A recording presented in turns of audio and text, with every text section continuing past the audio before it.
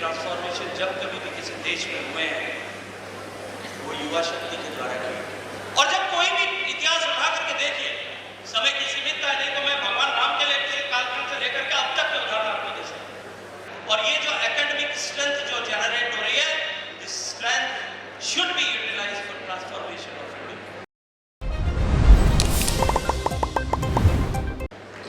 मित्रों, आप सफल हो क्योंकि आप सबका सफल होना इस देश की सफलता है। हम एक ऐसे मुकाम से गुजर रहे जब हमारा देश आजादी के 75 साल पूरे कर चुके हैं। किसी एक व्यक्ति के जीवन में 75 साल अत्यंत महत्वपूर्ण समय हो सकता है, बहुत सुदीर्घ समय भी हो सकता है, क्योंकि 75 साल जैसा हमारे यहाँ जीवन की कल्पना की हमारे ऋषियों मनीषियों ने, हमारे पुराणों में, जीवन के 3 पड़ाव पार कर चुका होता है। जो 100 साल के जीवन को जो 25-25 साल के कालखंड में 3 आश्रमों में, बाल आश्रम, गृहस्थ आश्रम और वानप्रस्थ, इन 3 को समापन करके 175 साल के बाद में व्यक्ति सन्यास की तरफ प्रयाण करता है। एक संस्थान के जीवन में भी 75 साल का कालखंड बहुत महत्वपूर्ण हो सकता है, लेकिन एक देश, जिस देश का सदियों का, हजारों सालों का इतिहास है, एक देश जिसकी हजारों सालों की सुदृढ़ परंपराएं, उस देश के जीवन में 75 साल का कालखंड यदि मैं देखूं तो बहुत बड़ा नहीं हो, लेकिन ये 75 साल का कालखंड इसलिए महत्वपूर्ण है कि आजादी के बाद में, जिस आजादी को लाखों लोगों की कुर्बानी के बाद में प्राप्त किया गया,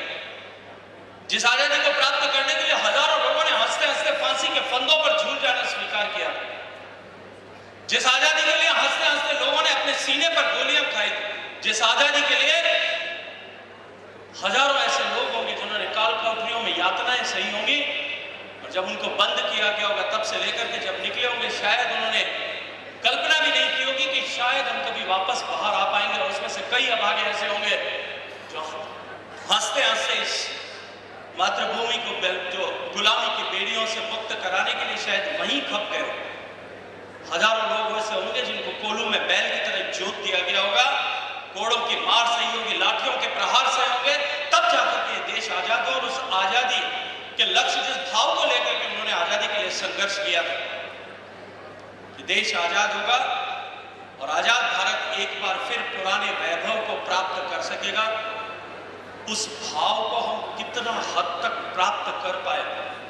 उनके उस भाव को साकार करने में हम कितने हद तक सफल हो पाए, इसका आकलन करने के लिए 75 साल का कालखंड बहुत लंबा और बहुत महत्वपूर्ण भी। और ये 75 साल बीत जाने के बाद में निश्चित रूप से आपको, हमको, सबको इस बात का आकलन करने की, इस बात का लेखा जोखा करने की आवश्यकता है कि क्या लोगों ने, जिन्होंने इस देश को आजाद करने के लिए अपना सर्वस्व समर्पित किया, जिन्होंने अपना जीवन समर्पित किया, जिन्होंने अपनी जवानी समर्पित की, क्या उनके सपनों का भारत बना पाए? ये दोषारोपण का समय नहीं है, लेकिन निश्चित रूप से आज हम इस मुकाम पर आकर के खड़े हुए और जिस तरह से पिछले वर्षों में देश आगे बढ़ा है, जिस तरह से देश ने प्रगति की और पूरे विश्व की निगाहें जब एक बार फिर भारत की ओर है, मित्रों, हम सौभाग्यशाली हैं। और मैं मानता हूं कि ये जो पीढ़ी मेरे सामने बैठी है सबसे सौभाग्यशाली है। इस पीढ़ी के पास में वो अवसर है जो अवसर चंद्रशेखर, भगत सिंह, आजाद और राजगुरु, उनकी पीढ़ी के पास में। आपके और मेरे पास में वो अवसर नहीं था कि देश के, वो सौभाग्य हमें नहीं मिला था देश की आजादी के लिए अपना योगदान कर सकें, लेकिन अब देश के निर्माण के लिए जब उन लोगों के पास बलिदान का अवसर था, हमारे पास योगदान की चुनौती है, हमें योगदान करने की आवश्यकता है। हम सौभाग्यशाली हैं कि एक ऐसे समय में, कालखंड में, जब हमारा देश उन लोगों के सपनों को साकार करने के लिए, जिन्होंने इस देश को गुलामी की बेड़ियों से मुक्त कराने के लिए अपने आप को समर्पित किया, उनके सपनों को साकार करने का सौभाग्यपूर्ण अवसर हम सबको मिला है।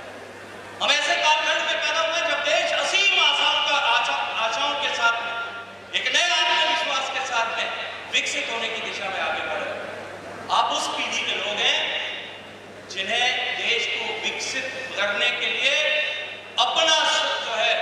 योगदान देने का सौभाग्यपूर्ण अवसर मिला। आने वाली पीढ़ी जब 25 साल बाद में देश विकसित हो जाएगा,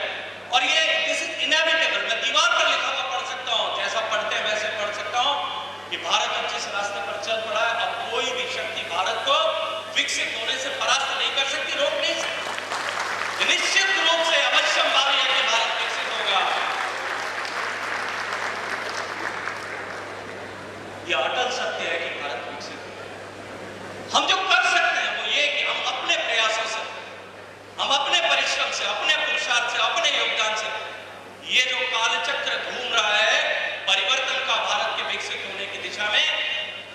कालचक्र की गति को बढ़ा सकते हैं, इस कालचक्र की गति को तेज करके ये 25 साल का कालखंड है, इसको और अधिक कम करने की दिशा में अपना योगदान कर सकते हैं। मित्रों, विश्व का इतिहास उठा करके देखिए, अनेक देशों में इस तरह के transformation, and whenever any society, any organisation, any country it undergoes that period of transformation, तब उसके हर एक घटक का, हर एक सदस्य की अपनी एक जिम्मेदारी होती है, अपनी एक कर्तव्य होता है कि वो उसके लिए काम करे। और जब उस ऑर्गेनाइजेशन के या उस देश के सभी लोग मिलकर के उस देश को परिवर्तित करने के लिए काम करते हैं, उस ट्रांसफॉर्मेशन के पहिए को घुमाने के लिए, उसकी सही दिशा में उसकी गति बनी रहे, इसके लिए जब अपना समर्पण करते हैं, अपना योगदान करते हैं, तो ट्रांसफॉर्मेशन निश्चित रूप से स्विफ्ट भी होते हैं और सॉफ्टली भी होते हैं।